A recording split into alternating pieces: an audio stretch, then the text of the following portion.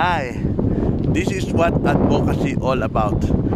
Nandito ako ngayon sa Albaha from Jeddah. Kanina umaga, madaling araw, bumiyahe, dumaan ng tape, pumunta rito para tulungan ng isang worker na mayroong 7 months unpaid salary.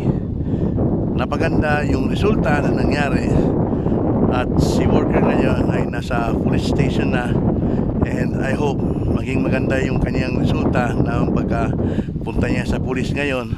At ako ngayon, natapos na yung aking gawain dito, pupunta na ako ng Riyadh para kausapin ko naman yung FRA, yung Foreign Recruitment Agency ni ate, para maayos na yung problema niya at mapwersa ang employer na bayaran siya ng kanyang 7 months unpaid salary.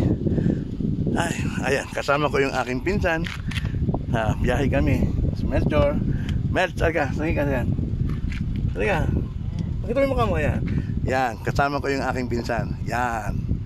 So, dalawa lang kami at nandito kami ngayon sa Albaha. Ito po si Kabong. So, maganda yung aming kinahitnan ngayon. God bless.